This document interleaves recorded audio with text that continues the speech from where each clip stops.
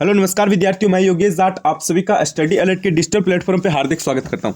आप सभी को पता है हमारी पशु प्रीचर की इंपॉर्टेंट क्लासें डेली चल रही है। एक बार फिर से हम आपके बीच में इंपॉर्टेंट क्लास लेकर आ चुके हैं।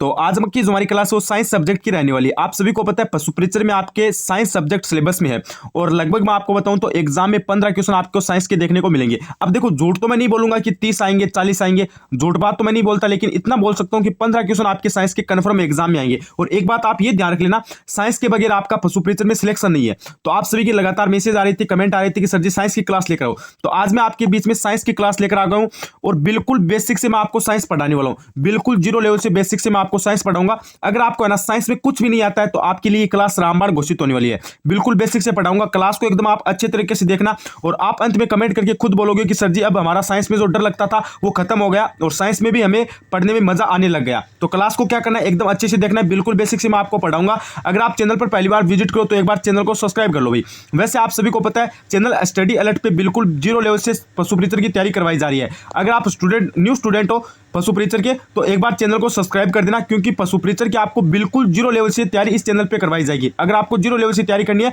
तो सब्सक्राइब का बटन जरूर दबा देना, क्योंकि इस चैनल पे आपको राजस्थान जीके, पशु प्रीचर, साइंस सभी सब्जेक्ट की क्लास मिलेगी। बस आपको चैनल के साथ जुड़ जाना है। तो चलिए क्लास को स्टार्ट कर लेते हैं। देखो विद्यार्थियों, क्लास को एकदम अच्छे से देख लेना। बिल्कुल बेसिक से मैं आपको पढ़ाने वाला हूं। तो चलिए क्लास को स्टार्ट कर लेते हैं। ये जो 4 लाइन दी गई है ना, इसमें से एक क्वेश्चन आपको एग्जाम में कंफर्म देखने को मिल सकता है। इसको आप सीरियस लेके पढ़ लेना भाई।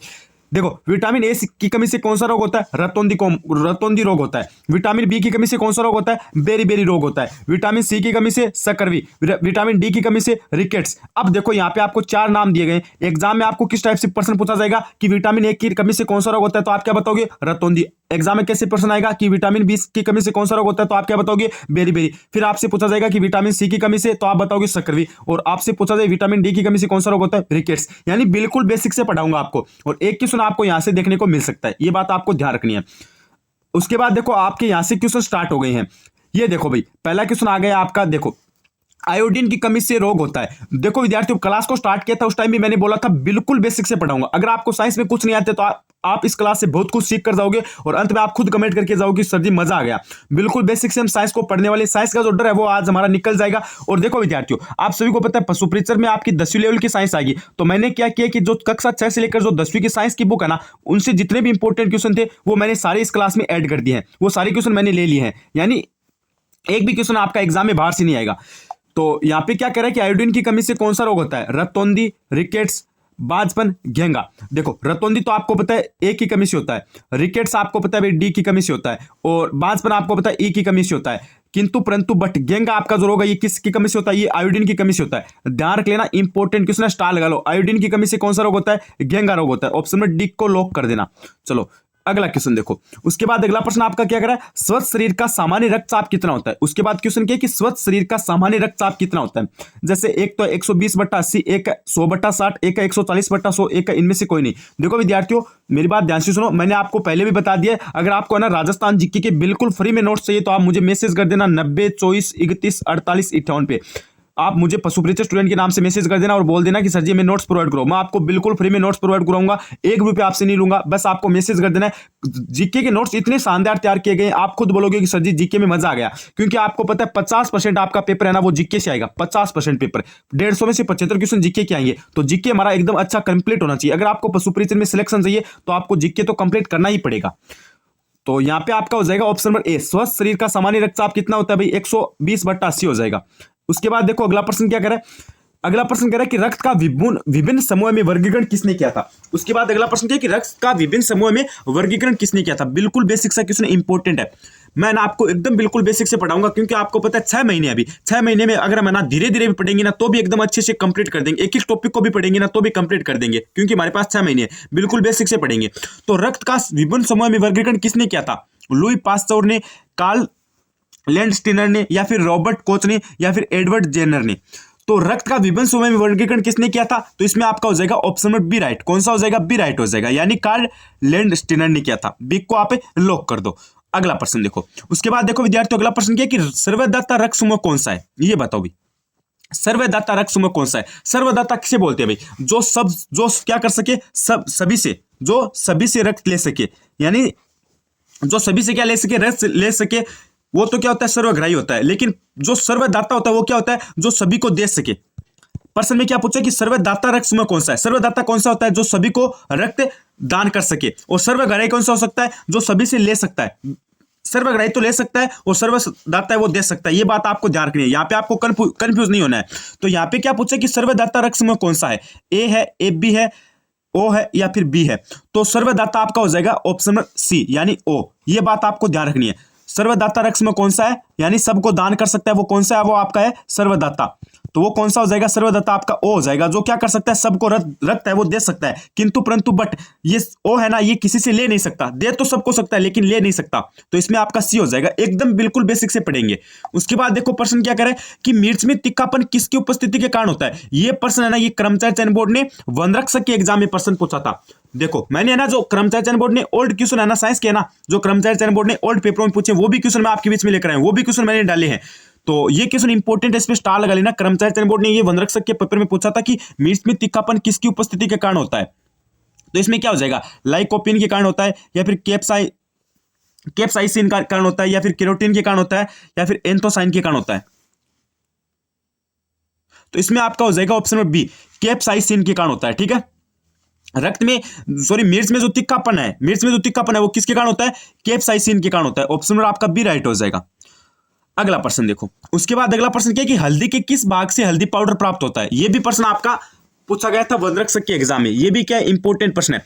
प्रश्न क्या पूछा गया था कि हल्दी के किस भाग से हल्दी पाउडर प्राप्त होता है। जैसे सूखे प्रकंद से होता है, या फिर सूखे जड़ से होता है, या फिर सीधे फल से होता है, या फिर बीज से होता है। देखो हल्दी है ना, वो हल्दी के किस भाग से प्राप्त होती है हल्दी पाउडर। जो आपका हल्दी है ना, हल्दी वो पौधे के किस भाग से प्राप्त होता है हल्दी पाउडर, तो वो होता है आपके सूखे प्रकंद से। अब आप बोलोगे सर जी प्रकंद क्या होता है, तो ये आपका होता है तना। क्या होता है, एक तना होता है, जिससे क्या होता है हल्दी पाउडर प्राप्त होता है। अगर आपको यहाँ पे प्रकंद नाम न देकर तना नाम दे दे तो भी एक ही बात है।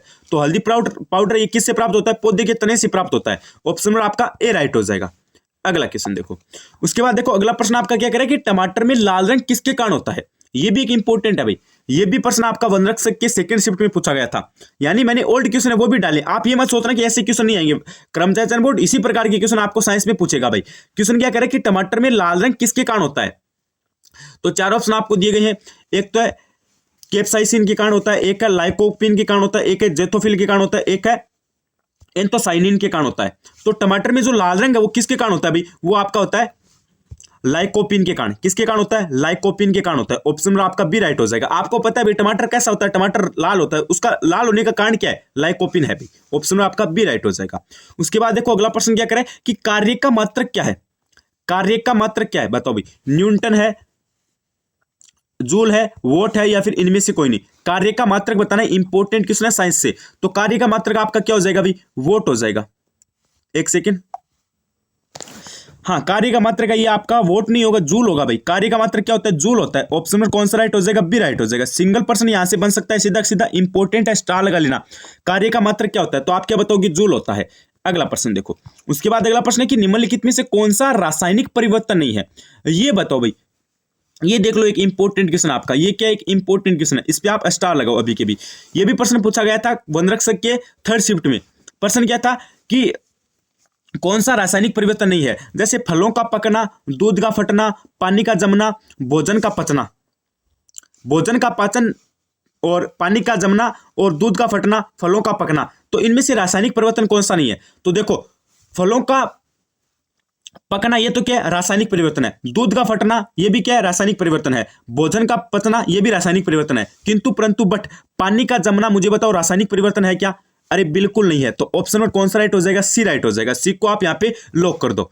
अगला प्रश्न देखो, उसके बाद अगला प्रश्न क्या है कि वैक्सीनेशन, वैक्सीनेशन शब्द लेटिन, वैक्सीनेशन एक शब्द है, ठीक है, वैक्सीनेशन शब्द है, ये एक लेटिन शब्द से लिया गया है। वैक्सीनेशन शब्द किससे लिया गया, अगर आपको पूछा जाए तो आप क्या बताओगे, लेटिन शब्द से लिया गया है। अब क्या पूछा गया, जिसका संबंध किससे है, ये देख लो भाई। ये तो आपको पार्ट बी में भी पूछा जा सकता है। ये तो पार्ट बी की दृष्टि से भी इंपॉर्टेंट है और साइंस की दृष्टि से भी इंपॉर्टेंट है। क्वेश्चन क्या है कि वैक्सीनेशन शब्द एक है जो लेटिन शब्द से लिया गया है, सॉरी वैक्सीनेशन शब्द है वो एक लेटिन शब्द से लिया गया है, जिसका संबंध किससे है, गाय से है, घोड़े से है, बिल्ली से है, कुत्ते से है।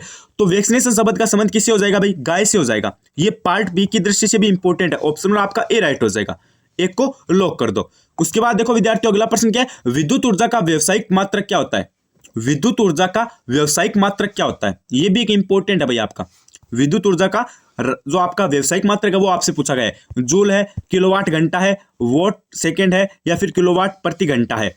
देखो इसमें है ना, आप जूल तो इसमें नहीं होगा भाई, जूल तो हमने आपको बताया किसका बताया था, अरे जूल तो कार्य का था, और वॉट सेकंड भी नहीं होगा। लेकिन आपको बी और डी में कंफ्यूज नहीं होना है, यानी किलोवाट घंटा और किलोवाट प्रति घंटा में कंफ्यूज नहीं होना है।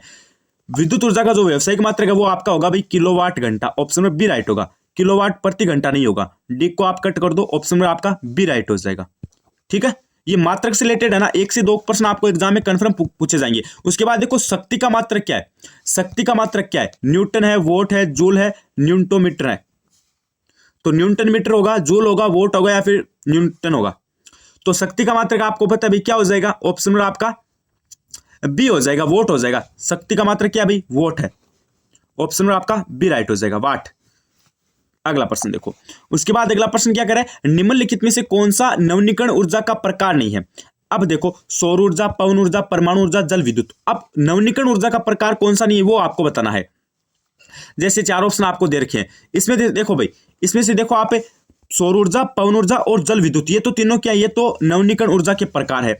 किंतु परंतु बट आपका परमाणु ऊर्जा है ना, ये प्रकार नहीं है, परमाणु ऊर्जा, ऑप्शन नंबर सी राइट हो जाएगा। ध्यान से देखो भाई, क्या पूछा कि नवीनीकरण ऊर्जा का प्रकार कौन सा नहीं है, तो आपको पता है सौर ऊर्जा, पवन ऊर्जा और जल विद्युत, ये तो तीनों प्रकार है। किंतु परंतु बट आपका परमाणु ऊर्जा ये प्रकार नहीं है। अगला प्रश्न देखो, उसके बाद अगला प्रश्न आपका क्या करे, बल का एसआई मात्रक क्या भाई, बल का एसआई मात्रक बताना है, ये भी एक इंपॉर्टेंट है।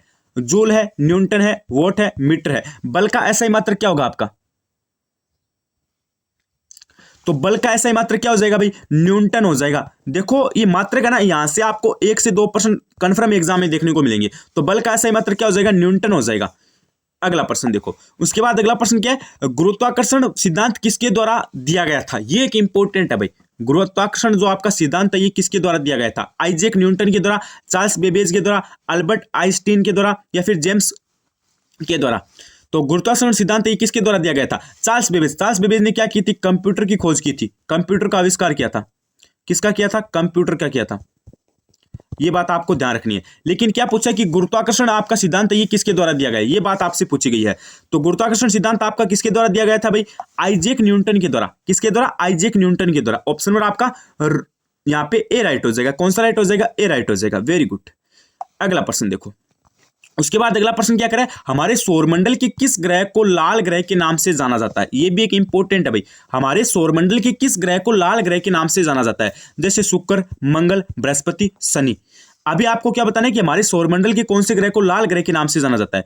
तो इसमें आपका राइट क्या हो जाएगा, इसमें आपका राइट क्या हो जाएगा, इसमें आपका ऑप्शन बी राइट हो जाएगा, मंगल ग्रह को। ध्यान रखना, मंगल ग्रह को लाल ग्रह के नाम से जाना जाता है, ऑप्शन नंबर आपका बी राइट हो जाएगा। चलो बी को लॉक कर देते हैं।